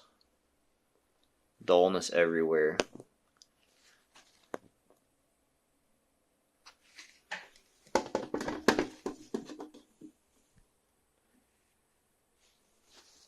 And what the dullness tells us is that this is mating good. Because this little guy right here isn't meant to stop that flywheel. It's just meant to line it up. It's meant to lock in with an interference fit.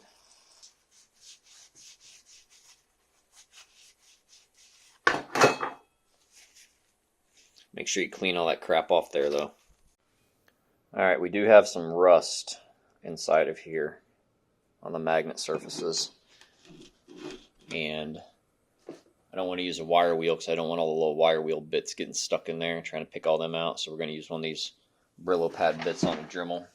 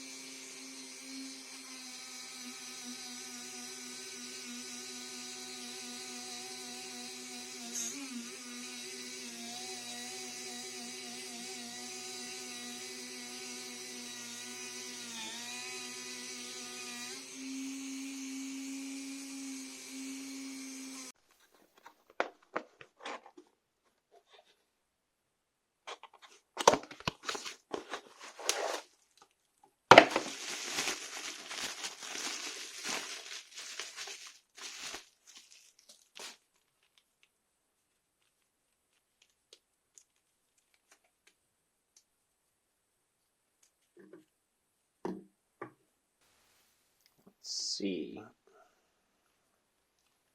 Does it go here? Or does it go over there?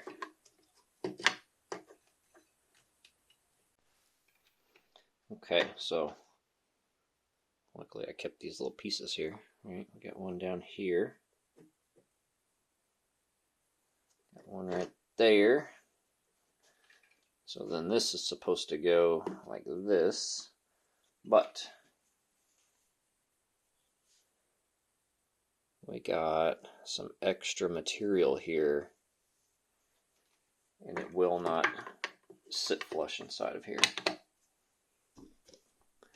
So flush there, but we're not in there on this side at all. And it's adjustable for performance. So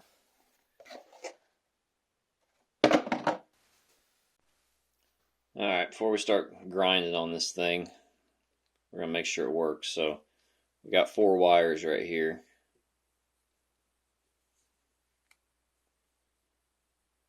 This black one's got a red stripe, so we're taking the plain black one, and then we just got it hooked to one end of the leads. And then we need that right there, black and red, 192 to 288. 232, we're in the middle. And then white and red, 16 to 24. 24, right on the dot. And then yellow and red, going that low, we'll need to turn it down.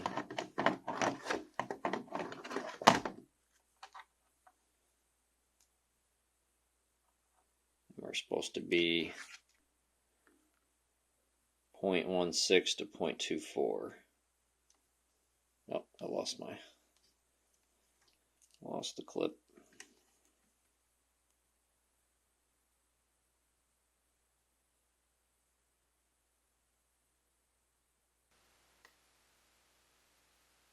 Not in that range, but I think it's probably good. Good enough that I'm going to grind on it to make this thing work. At least to mount it anyway. Whether or not it works or not is a different problem for a different day.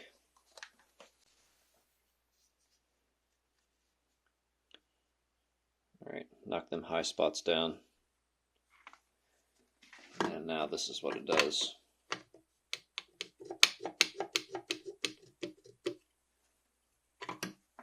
So it's trying to fit in between here and here.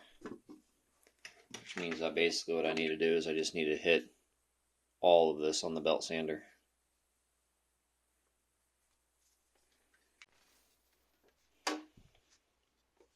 Alright, so I had to grind that spot down.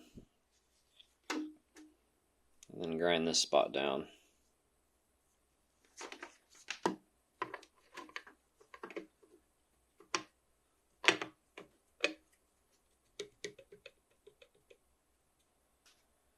Made in China. Modified so it actually works in America. Coming to a theater near you. Alright, we're going to blow this off, get all this dusties off of here, and then go ahead and mount it up. Alright, we're not done getting China yet. So, that's ran in like holes.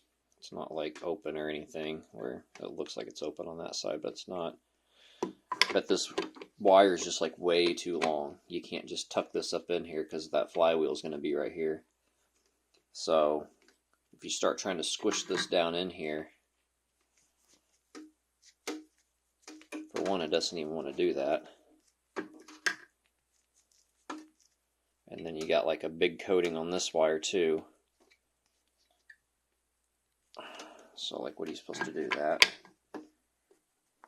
Do that and leave it all scrunched up in there, all ugly and scrunched up. So I think what I'm going to do is I'm going to cut the sheathing off of here, cut it back to where I can push this down without it scrunching it up all crazy.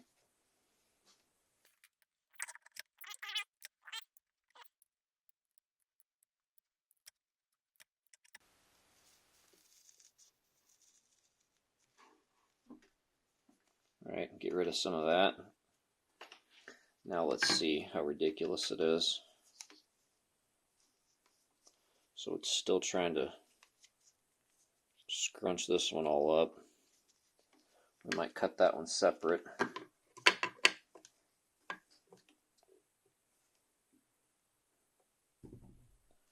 Okay, that looks pretty good. And then we'll take this and slide that down into there.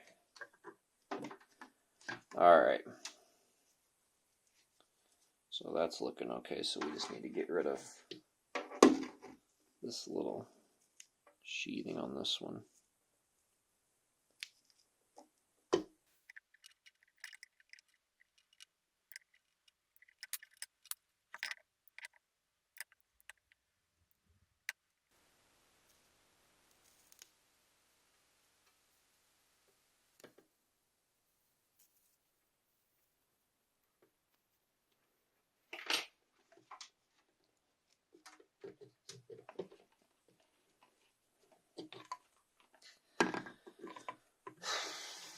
How stupid. Alright, now we got our last two bolts here. Oh my god, are you kidding me?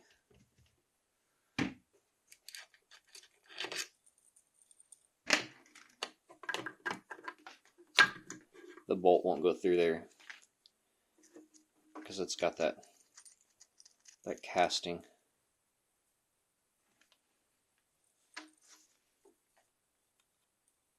It's got that extra casting on there. Oh my god.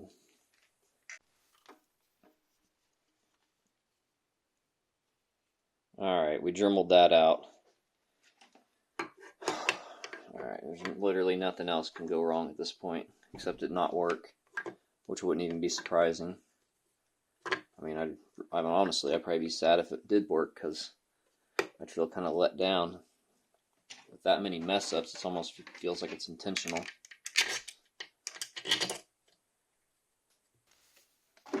Alright, so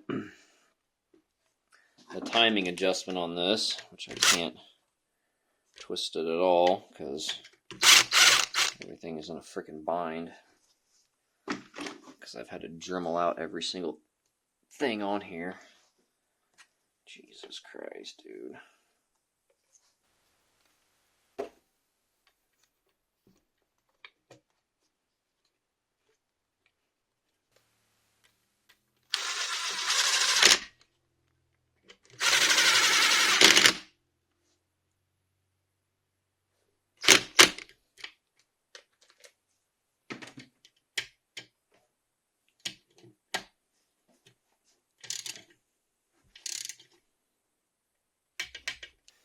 Okay, so I put the 0 in the center of that notch right there.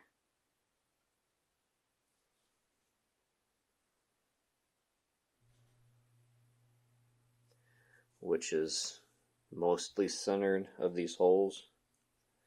I mean, can you trust any of this stuff though, with like what we just had to do to make it work for real?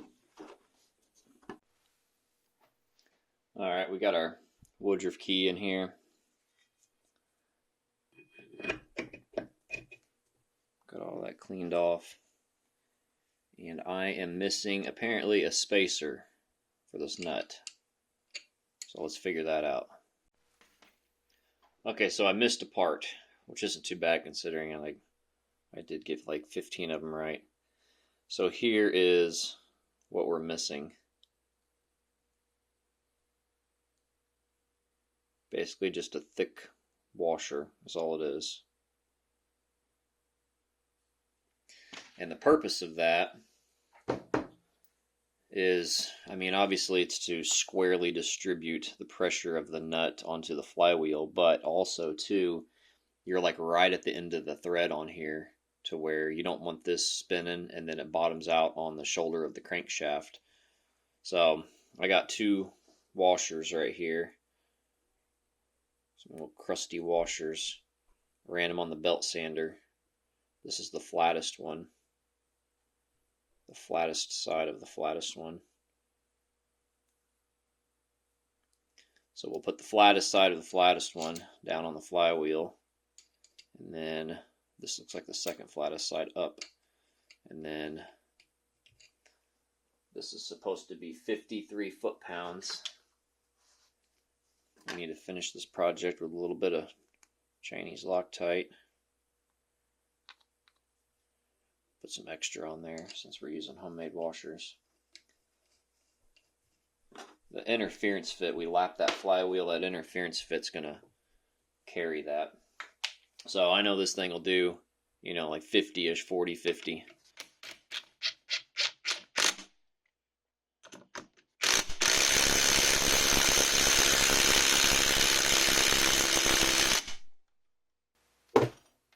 There we go.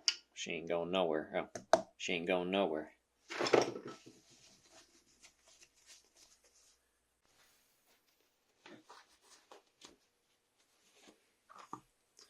Alright, I got the sprocket on there. I'm going to put the side cover on. I cleaned up the inside to where it's passable. You can kind of see the state of the rest of it. And the gasket it's mostly usable. It's going to seal on the inside. That's all that matters.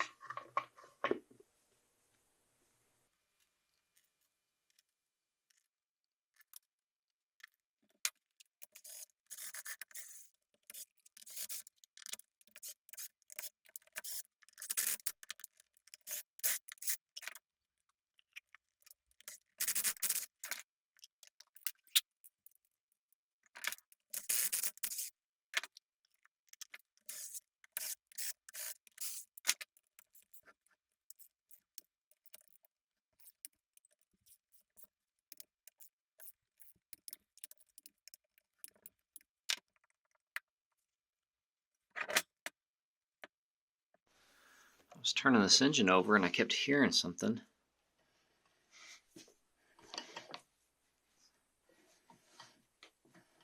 And it wasn't doing that before. So I pulled this cover back off. And I immediately saw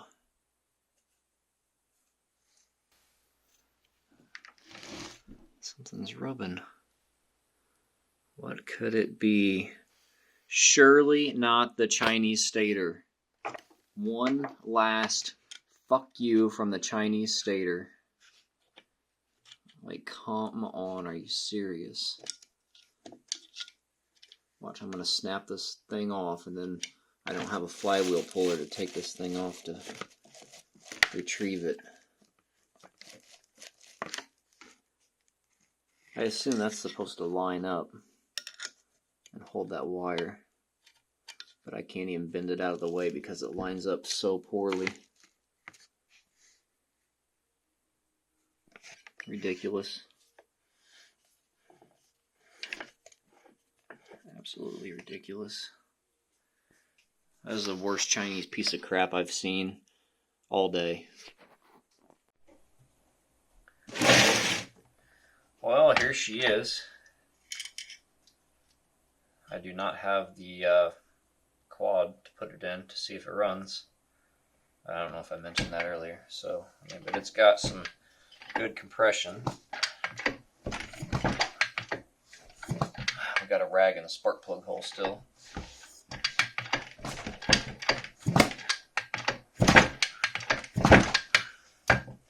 And we've tested all the gears. Everything spins good. Got notes on here. Prime, no oil. As long as it takes me to get around to editing video, we might get some footage of this thing actually running. If not, sorry. Maybe subscribe and we'll have a little clip of it in the future, a little future video or something. So that's all there is. I'm going to leave this off. Probably easier to configure that with it on the frame. And we're going to put it back in the tub from which it came.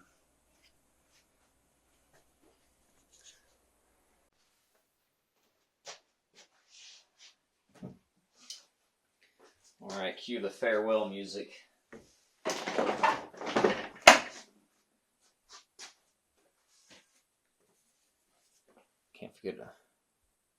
Can't forget to put our business card in here. We're going to shove that in right here, right in between this little rubber thing on the fins. That's our business card and our warranty. Our number's on the back. If you have any problems, just give us a call.